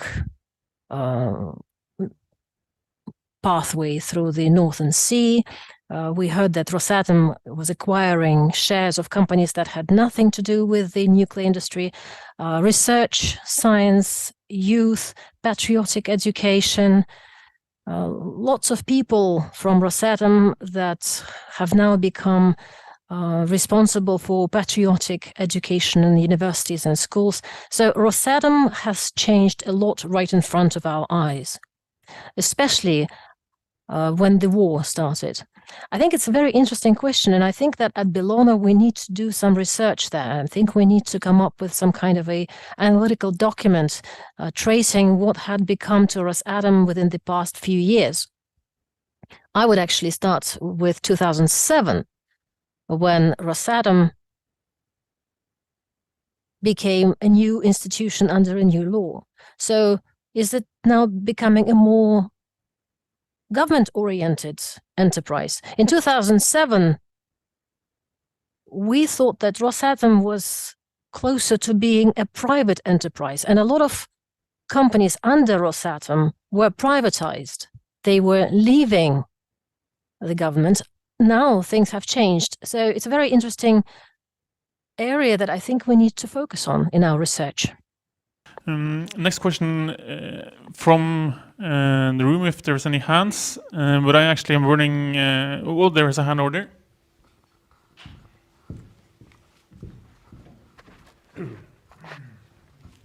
Well, yeah, hi. Name is Igor Kudruk. I was a former researcher at the Bellona Foundation. The question to Thomas Nilsen. The weapon system you described, is it true that it was like old Soviet design which was abandoned due to the high costs and due to considerations of the Soviet leadership that Poseidon, for example, it was inhuman to use, a consideration which is of no concern to the current Russia's regime?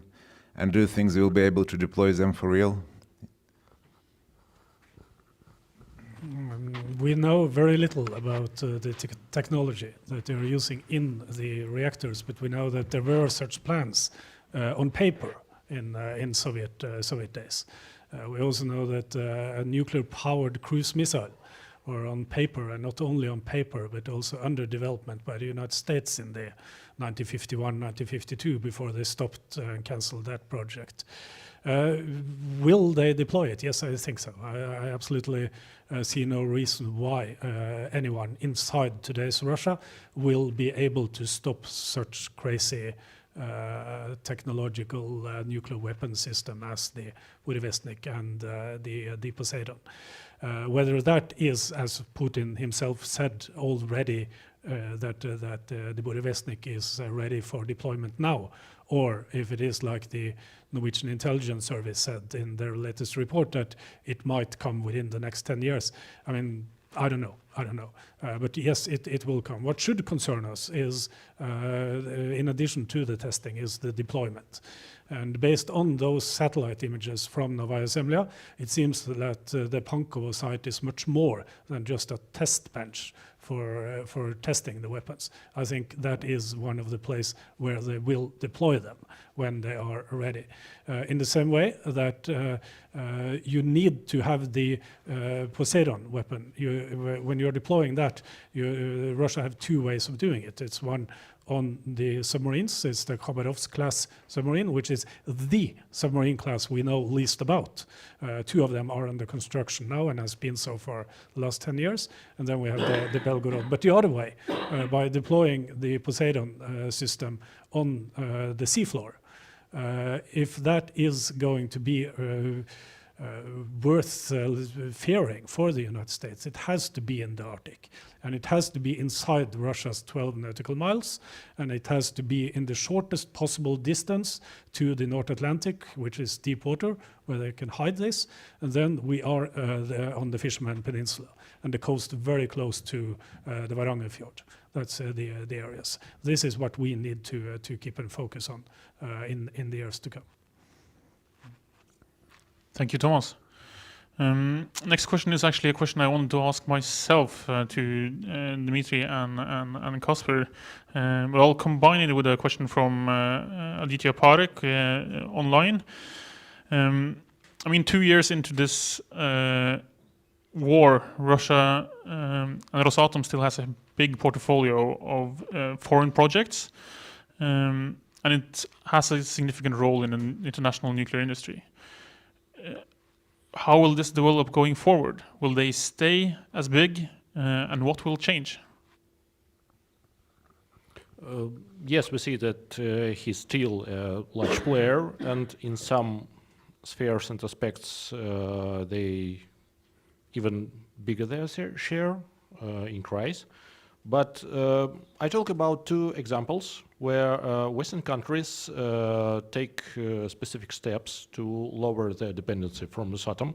So I think that for Western countries, for Europe, European Union and United States, in next years they will lower their dependency from Rosatom. But in the global south, Rosatom still a big company. They have a lot of projects. And I think that these situations will not change in 5 or 10 years.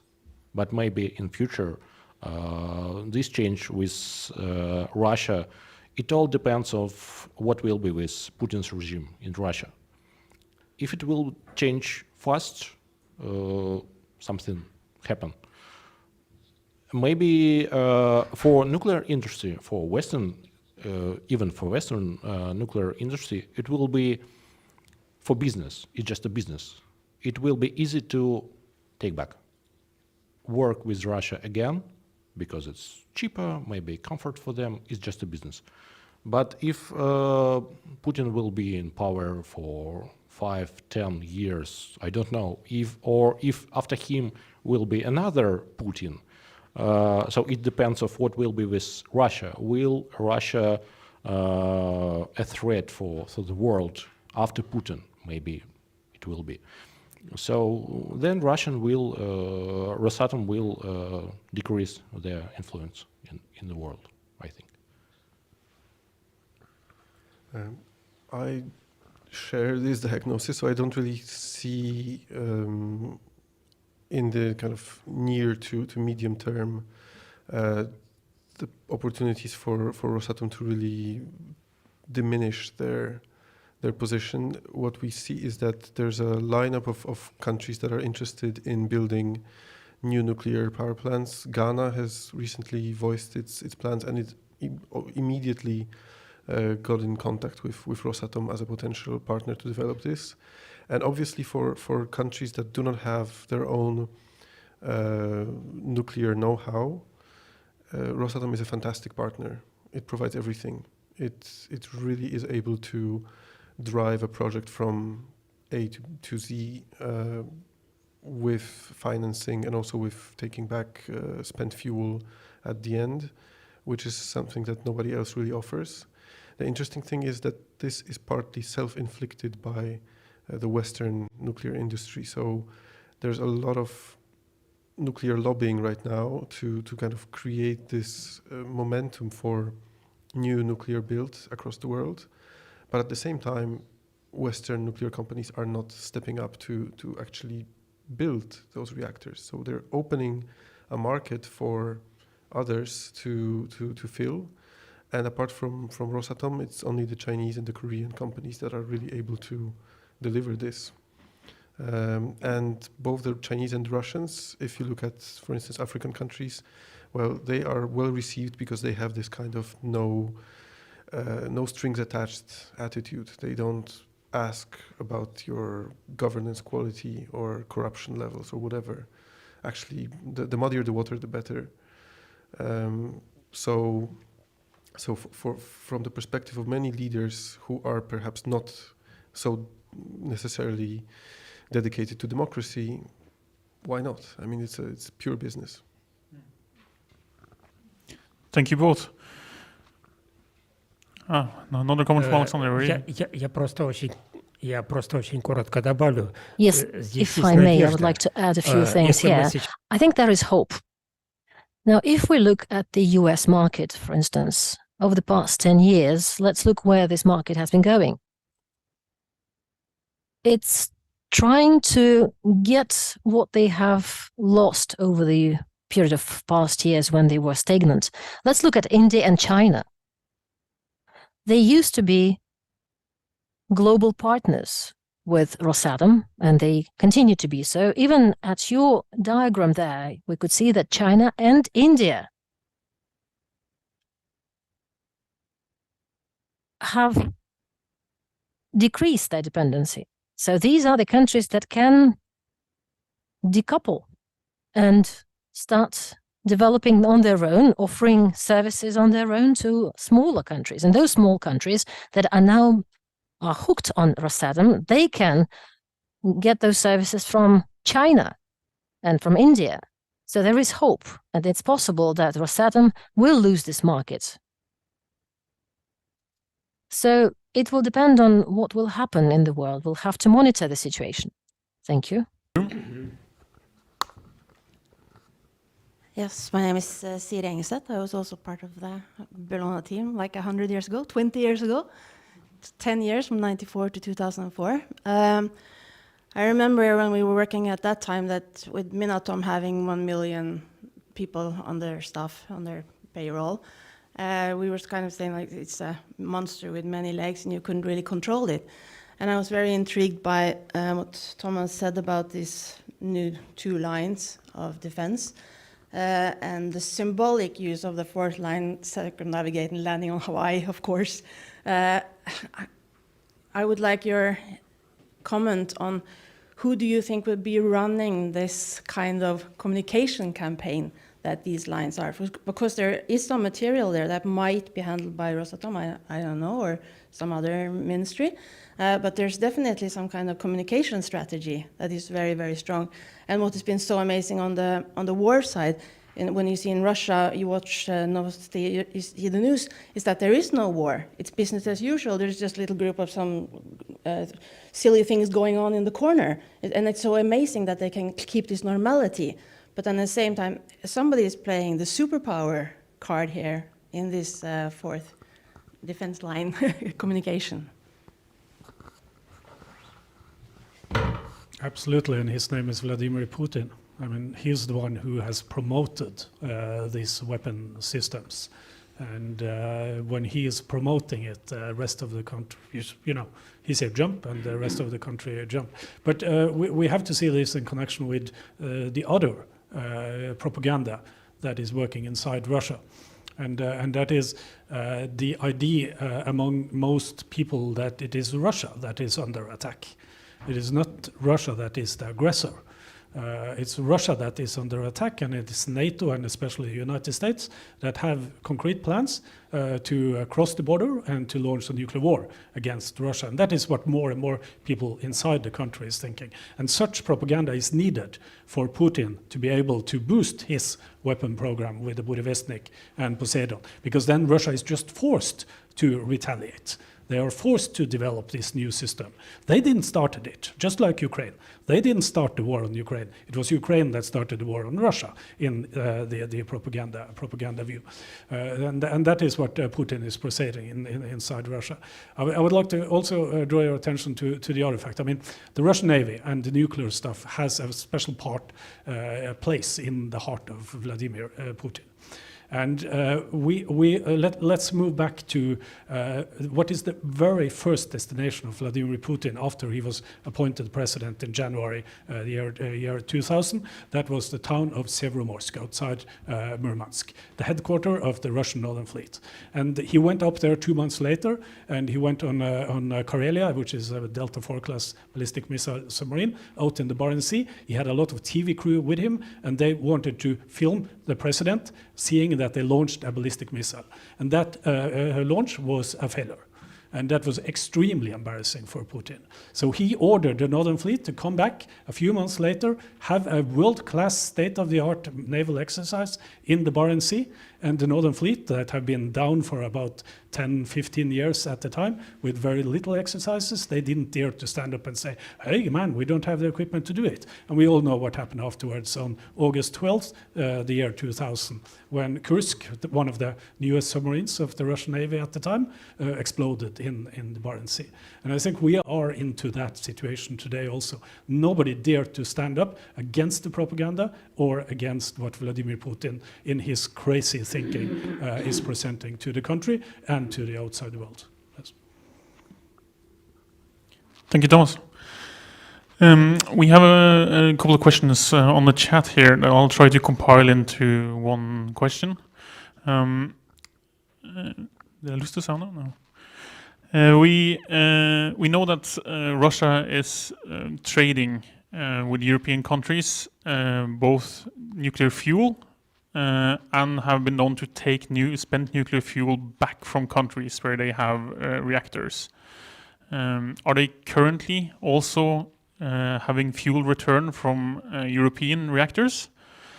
And the second part of that question is, Rosatom is also trading with uranium, say with the Urenco in Germany and Orano in France.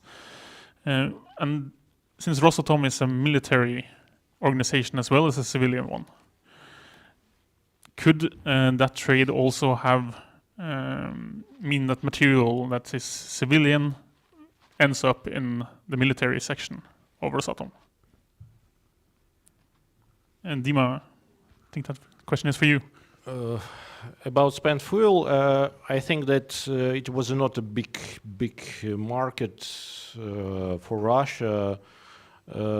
It returned some spent fuel from Ukraine, as you know, but of course after the war everything stopped.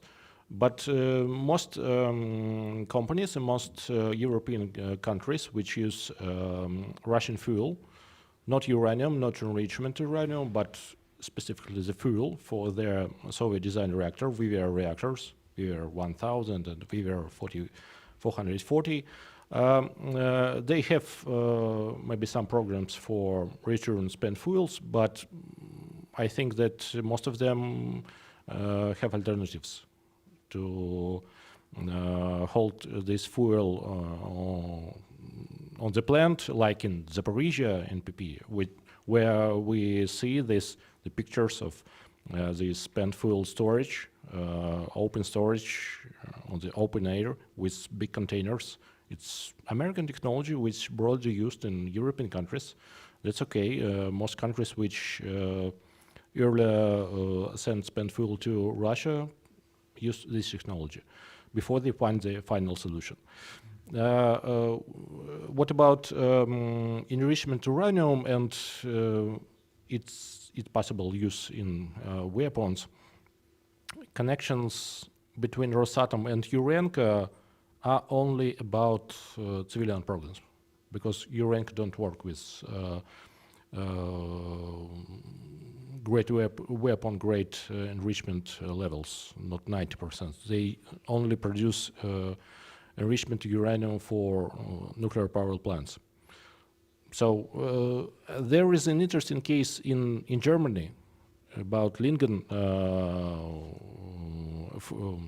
facility where French company Rosatom produced fuel from Russian enrichment uranium, and it was a scandal several months ago about process of returning of enrichment uranium from this facility to Russia. And some media say that, wow, Germany planned to export enrichment uranium to Russia. Russian will build nuclear weapons from rich uranium. It's crazy things. It's impossible. They just return some parts of enrichment uranium that Russia before export sell to this facility in which they produce nuclear fuel. So that's all. Maybe Kacper, want to add? Thank you. Question from for Ingar from the chat regarding the transparency and the access to information from the Zaporizhzhia nuclear power plant. I mean, the IEA is present, but the chat states that there is still hard to get public access to, say, radiation data from around the plant. Is that something you are also struggling with, and are you trying to get that data publicly available? Yes, that's also a good question to put it that way. The information, the regulatory authorities in Ukraine are quite active in giving some information about the situation and concern and so on regularly. But most information is coming from IEA about the situation at Zaporizhzhia. And we know it's difficult. We know that the monitoring system is not connected to the outside world, to put it that way, which is the case also for other parts of Ukraine. So this is one of the tasks which also is on the agenda on the international community to assist Ukraine on building up their monitoring system around the nuclear power plants as well. So that is the case, and of course it's you can say in the international domain on assistance, it's easy to assist Ukraine in the parts where Russia is not. Russia is at Zaporizhzhia, so in that case, no assistance is going there, to put it that way. So that is of course a trouble related to that nuclear power plant. That's for sure. But we are working also with the regulatory authority to look into a situation when Ukraine, hopefully very soon, will get back the plant, and how to regain the control and so on, and building up the systems and the regulatory aspects and so on. But that's for the future. But we are thinking about that already, to put it that way. Thank you. Yes, Alexander, you can ask a question to BSA. У меня очень краткий. I have a very short question. It's connected to the Transnistrian chemical combinate. Are we going to work with it? I mean the Norwegian authorities and DSA.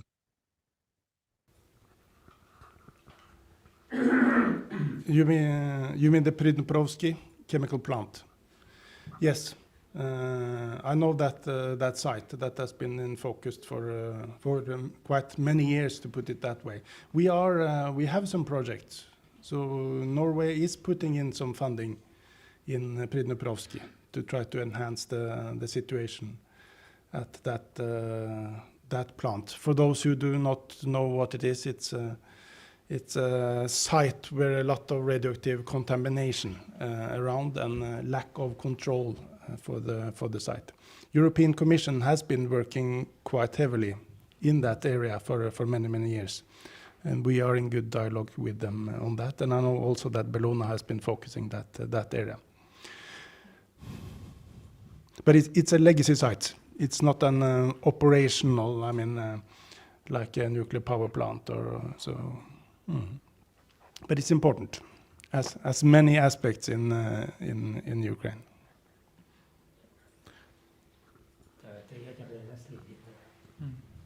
Thank you, Ingar.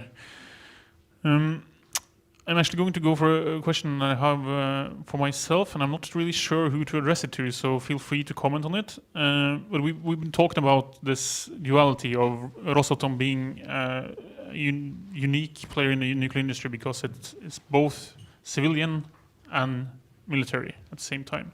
And we are seeing, as we have talked about in our reports lately in Bellona, a militarization of Rosatom, and it being active in the military war, campaign against Ukraine. Has Rosatom always been torn between the military branch and the civilian branch?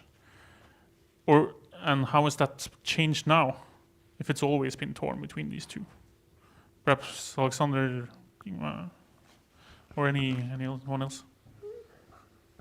Ну, не является секретом, что I think it's not going to be a secret. All institutes developing nuclear weapons and developing the nuclear reactors for nuclear submarines have always been part of Rosatom. Rosatom has always worked in this direction, but this information was usually kept in the background. This never has been such a prominent part of Rosatom's work. Right now, during the war against Ukraine, we see how intensively the institutes are being supported, which develop military relevant technologies.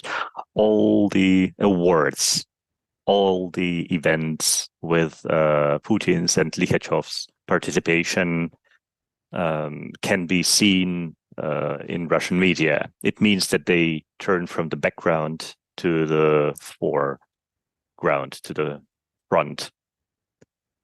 This is a signal for me that Rosatom at the moment is an organization keeping all these strings in its hands. Rosatom is interested in governmental support because we speak of huge budgets here. So Rosatom is interested in getting more and more money from the state budget, also for the development of military technologies. I would perhaps just say that I would just challenge this notion that this is in any way unique. I mean, the civilian nuclear energy sector is a byproduct of the military nuclear sector. We might have forgotten about this in the West to a great extent because nuclear energy companies have been so good at keeping this facade and keeping the backyard hidden. But just last year, Prime Minister Sunak in Great Britain and President Macron in France have been quite open in their speeches about the need to maintain civilian nuclear capacity for the military capacity to not be lost. So in this sense, in Rosatom, it's just much more plainly obvious. Thank you. Very important point, Kacper. I want to add something. I agree with Kacper. But in France, in United Kingdom, in United States, they all have nuclear weapons, and they have companies which work only on weapon program and military and civilian programs. But for Russia, Rosatom, he was never only a civilian company. It always was, when it was a ministry in Soviet Union, when it was an agency, when it was a state corporation now, it always was, and military. Yes, it was hidden. But the state corporation, it's a specific thing. It is a way for Putin to manage economy in Russia. Rosatom, it's not the only state corporation in Russia. They have Rostech, which built weapon planes, ships, and others. They have Roscosmos, which manage all space things, not very successful. But it also have a Rosatom, which is responsible for all nuclear things, military and civil things. And Rosatom is much more successful than Roscosmos. And he see it, Putin see it. He see who do this job, who do this homework best, and he gives them more power, more money, more economy sectors, even if they not related with nuclear industry. Rosatom, during the war especially, they have a lot of new companies in their sphere, not related with nuclear, with transportation, with logistics, with science, with technology, with 3D printing, with computers, with waste. So it's a way for Putin to manage his economy inside the country.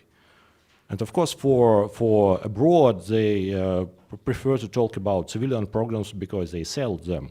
But the main seller of military programs, as Thomas said, Putin is the best advertiser for military weapon programs of Russia, not Rosatom.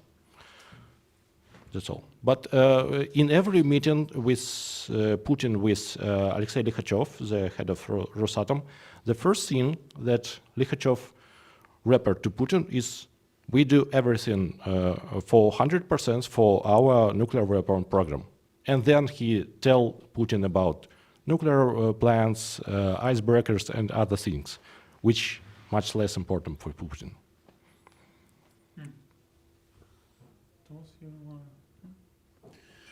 All right, question from the audience over here. Thank you. My name is Pavel Tishakov. I represent a company called Nordic Sikkerhet AS. We work with Ukrainian organizations and help to implement some international technical assistance projects. I have a question to Bellona and also to Thomas Nilsen. We see that after the war started, the threats which existed in Russia, such as Andreev Bay and others, they continue to exist. Plus, there are some additional threats that also appeared, such as testing of new systems, weapons, etc. I just want to hear your opinion in terms of population of Norway living up north in Norway, how they think about these activities, that existing threats continue to exist, new appear, whether there is an unease in population, and how it can be dealt with or addressed, etc. And another question is to Bellona. And we heard that Bellona was very active in Russia with offices in St. Petersburg, Murmansk. Also, Bellona was present in the council with Rosatom. I'm just wondering what kind of strategies and ways you see that can be for Bellona in Ukraine. For example, whether you have any plans to be present in Ukrainian nuclear industry, in Rosatom or other companies, or what kind of strategies you think to pursue in Ukraine to address Ukrainian nuclear threats or risks, etc. Thank you.